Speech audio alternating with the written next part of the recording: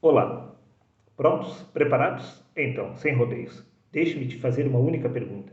Você acredita na Bíblia, na palavra de Deus? Por que exatamente eu levanto essa questão? Resposta simples. Porque a igreja não acredita na Bíblia, na palavra de Deus. Quer que eu prove? Sim, é claro que eu vou provar. Que a igreja não acredita na palavra do Criador. Veja bem, a igreja afirma que o homem Jesus foi a única encarnação de Deus aqui na Terra, contrariando absolutamente assim toda a doutrina dos apóstolos. Pois no livro de Atos, no capítulo 17, no versículo 28, diz que em Deus nós vivemos, nos movemos e existimos.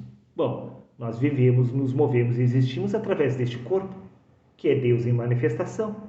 Neste caso, este corpo é a encarnação de Deus aqui na Terra. Nisto podemos entender perfeitamente. Porque no livro de Salmos, no capítulo 104, no versículo 30, diz que Deus envia o seu Espírito. Então o corpo é criado. Este corpo é a encarnação do Espírito de Deus aqui na Terra. Em outras palavras, todos nós somos Deus em manifestação aqui neste lugar. Mas a igreja não reconhece esta verdade, contrariando assim absolutamente a doutrina dos apóstolos. Prova disto é que no livro de Romanos, no capítulo 10, no versículo 6 ao 8, disse Paulo: mas a justiça que é pela fé diz assim: não digas em teu coração quem subirá ao céu, isto é, para trazer Cristo do alto, mas que diz que a palavra está junto de ti, na tua boca e no teu coração. A palavra é o verbo. Por que exatamente o verbo se encontra no corpo? Simplesmente porque este corpo é o templo de Deus, onde Deus habita. Se Deus habita neste corpo, não seria porventura este o corpo de Deus? Por certo que sim. Então podemos entender que o Espírito de Deus encarnou na carne. Toda a carne é Deus em manifestação. Não há como fugir desta verdade. Então você vai afirmar, mas Darley, você não pode fazer esta afirmação. Somente o homem Jesus possuía poder. Somente o homem Jesus realizava milagres. Nós, meros mortais, não temos o poder de realizar milagre algum. Nós não podemos trazer de volta os mortos à vida. Veja bem, quem te disse isto? Quem lhe afirmou que somente o homem Jesus tinha poder para trazer os mortos à vida? Quem afirmou que você não possui poder? Quem te disse isso? A igreja? Veja por você mesmo, meu amigo. A igreja te enganou. Uma vez que no Evangelho de João, no capítulo 14, no versículo 12, o próprio Cristo afirmou: em verdade vos digo, aquele que crê em mim, esse também fará as obras que eu faço, e as fará ainda maiores do que estas, porque eu vou para junto do meu Pai. Sim, meu amigo, você pode realizar os mesmos milagres que o homem Jesus realizou. A pergunta que se levanta é como? A resposta é simples. Você precisa despertar do Espírito de Cristo na carne, tal como o homem Jesus o fez.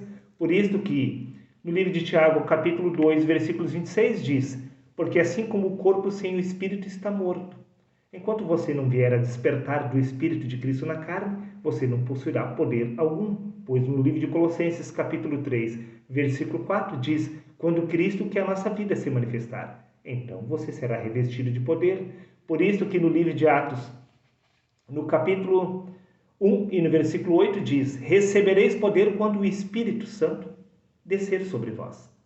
Pois foi exatamente assim que o homem Jesus foi revestido de poder. Assim como você ainda não possui poder, o mesmo ocorria com o homem Jesus. O homem Jesus só foi revestido de poder depois dos 30 anos. Somente depois que ele recebeu este Espírito de Cristo é que ele foi revestido, repito, de poder. Prova disto é que no livro de Isaías, no capítulo 11, no versículo 2, diz: e repousará sobre ele o Espírito do Senhor, o Espírito de sabedoria, que traz conselho e poder. E no livro de Atos, capítulo 10, versículo 38, diz: como Deus ungiu a Jesus de Nazaré, com o Espírito Santo e com virtude, o qual andou fazendo bem e curando. Tudo isto ocorreu somente após os 30 anos, quando o homem Jesus saiu das águas. Lá no batismo, ele olhou para o alto e viu o Espírito de Deus descendo sobre ele. Pois a história do homem Jesus é a sua história se desenrolando no espaço-tempo. Prova disso aqui no Evangelho de Lucas, Capítulo 24, versículo 49, disse Cristo: E eis que sobre vós envia a promessa de meu Pai. Ficai, porém, na cidade de Jerusalém, até que do alto sejais revestido de poder. Sim, repito, livro de Atos, capítulo 1, versículo 8. Recebereis poder quando o Espírito Santo descer sobre vós. A mesma história do homem Jesus. Por quê? Porque assim como o homem Jesus era a encarnação de Deus, você também. O seu corpo só existe porque o Espírito de Deus se fez carne. Toda a carne é Deus em manifestação, tendo uma experiência inconsciente através do corpo. Por isso que no Evangelho de João, repito, capítulo 14, versículos 12, afirmou Jesus: em verdade vos digo, aquele que crê em mim, esse também fará as obras que eu faço, e as fará maiores do que estas, porque eu vou para junto do meu Pai. A pergunta que se levanta é: aonde exatamente está o Pai? Pois Jesus está afirmando que o Espírito de Cristo subiu para junto do Pai. Veja bem, Deus se encontra no reino dos céus e Jesus afirmou que o reino dos céus se encontra aqui dentro de nós. Então tudo está se desenrolando dentro do homem, pois o homem é Deus em manifestação. Veja, meu amigo, no livro de 1 Coríntios capítulo 3, versículo 16 diz: não sabeis que sois o santuário de Deus e que o Espírito de Deus habita em nós? Se o Espírito de Deus habita no nosso corpo, isso significa que o Espírito encarnou no homem. Pois não há como o Espírito de Deus se encontrar no homem, sem que o Espírito tenha encarnado. Esta é a história do homem Jesus. E, por sua vez, é a nossa história. Repito, se desenrolando no espaço-tempo. Prova disto é que no Evangelho de João, capítulo 10, versículo 30, diz: eu e o Pai somos um. E disse Cristo: e naquele dia entendereis que eu estou no meu Pai, e vós em mim e eu em vós, pois todos nós somos um só, meu querido amigo. Pois o Espírito de Deus é o mesmo. Por isso que no Evangelho de João, capítulo 1, versículo 1, diz: no princípio era a palavra estava com Deus e a palavra era Deus. Se a palavra se encontra no corpo, então o corpo é Deus em manifestação, pois, repito, no princípio era a palavra e a palavra estava com Deus. Por acaso, a palavra não está na nossa boca e no nosso coração, disse Paulo? Bom, se a palavra está conosco é porque nós somos Deus em manifestação, pois a palavra estava com Deus e a palavra era Deus. A palavra está com você porque você é o templo de Deus. E se você é o templo de Deus e ao mesmo tempo a palavra que se encontra no corpo, não há como negar a realidade espiritual, que você é o próprio Deus tendo uma experiência inconsciente através da carne. Pois quando o Verbo se fez carne, ele se tornou apenas carne, se tornou apenas um homem. Por isso você precisa nascer de novo, ou seja, despertar do Espírito através da carne.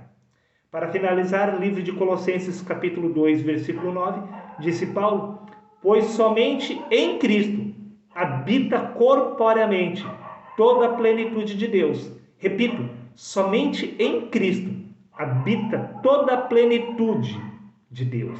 Espera aí. Toda a plenitude de Deus se encontra em nós, pois o reino dos céus está aqui. O Espírito de Deus está aqui. O Espírito de Cristo está no homem. O Espírito Santo se encontra no homem. Simplesmente porque toda a plenitude de Deus se encontra corporeamente em Cristo, que é o homem. Pois nós somos Deus em manifestação. Agora, para finalizar, você afirmou, talvez, questionou, que nós não somos Deus porque nós não possuímos poder. Não, todo poder lhe será dado no céu e na terra, uma vez que você vier a despertar do Espírito de Cristo, tal como ocorreu com o homem Jesus, pois todos nós somos a encarnação de Deus aqui na terra. Até o próximo vídeo.